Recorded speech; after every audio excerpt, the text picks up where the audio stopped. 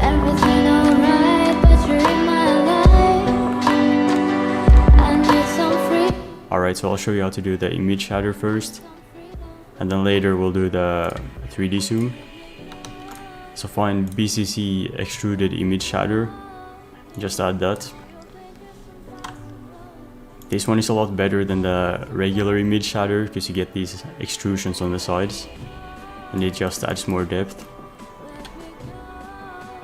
First go to the shatter settings and we're gonna change the automate shatter to manual. This just lets us control the effect a lot better. Animate the scatter time. Let's start the animation 1 frame before the marker, so we can get the shatter to show here, like right on the marker. Then we're just gonna go to the end and increase this as much as you want. Something like this would be good for the effect we're trying to do, because we just need a hole here in the middle that we can zoom through.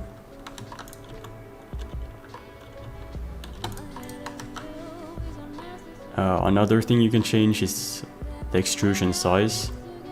To do that, we'll just need to go to the particles and then make the extrusion value like 10 or more or less than that. I think 10 looks pretty good. And then there's also the extrusion mode. You can make this to shard if you want to make it look differently.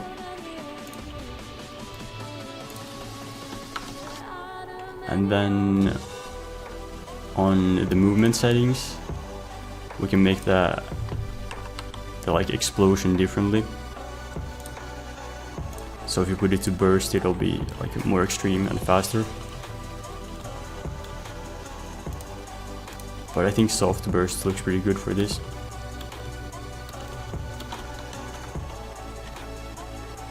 But just keep in mind that you can change this if you need it to look differently.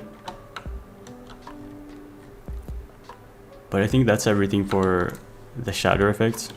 It's really simple to do. So now let's move on to the 3D.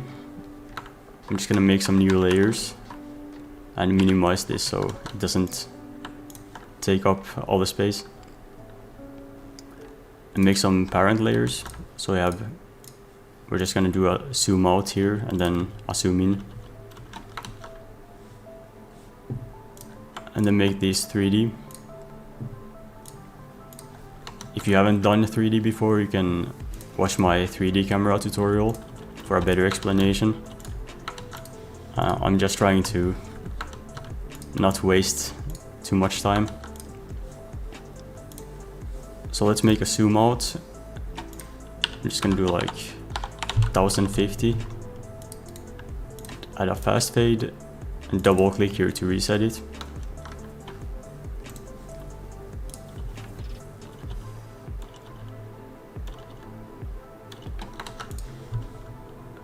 Then let's do the zoom in. So I'm gonna start this like 4 frames before the marker. Just delete the first keyframe. Go 2 frames forward. And usually for this effect, I just do like 1400 zoom. Oops, pressed on the wrong button. Let's make a keyframe in the middle. I'm gonna move this on the marker and then the other one here at the end. Then just add a slow and fast fade. So let's see how that looks. Okay, now we can add the text. So just go to media generator. I'm gonna use some animation I already made. If you don't know how to do text animations and want to learn that, you can watch my text animation tutorial.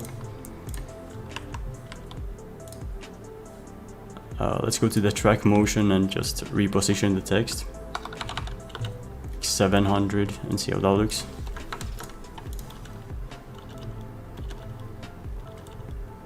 Okay, maybe a bit too close. So let's move that further away. A little bit, just like that. Okay, that looks okay. We can also add some particles, so let's just make a empty event here.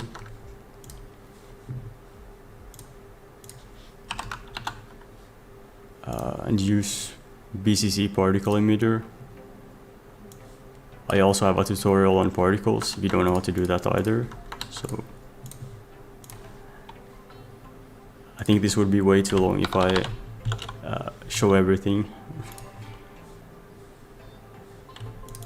Let's move it to like 700 here. And then we need to increase the size of the particles, or the whole thing by 180, so it's like double the size. And I'll need to also adjust the particle size and the like amount of particles.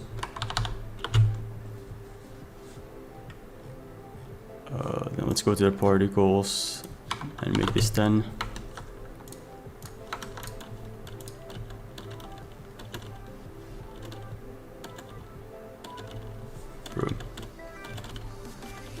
Okay.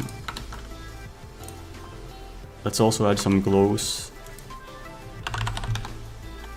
For the text, I usually use the glow from the universe plugin. Oops, that was the particles. Yeah, let's add that to the text. And this is way too much glow, so let's decrease that a bit.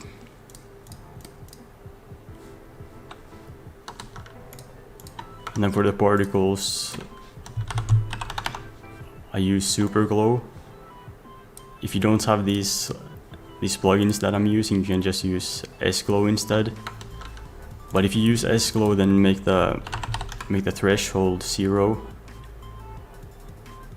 It's okay. There it is. Just gonna add the default. Okay, so because you can see that it barely adds any glow. And yeah, there's a issue with the glow when we add it in 3D. So to fix that, so let's duplicate the bottom track and take a solid color. Just gonna take a solid black, because right now the background is transparent, even though you can see the black color here. And we need to move this underneath everything. So let's just move it really far away. And now you can see that the glow is starting to work. And I'm gonna increase the size a lot.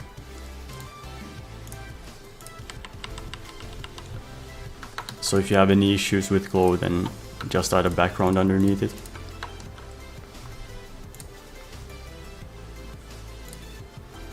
And yeah, here on the text, I usually put the threshold to 0.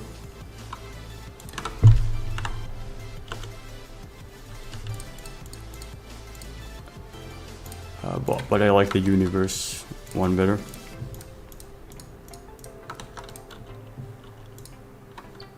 Well, let's pre-render this instead. I think that's everything I'll show today, so hopefully this helped and the effect isn't totally useless. But yeah, thanks for watching, and I'll see you next time.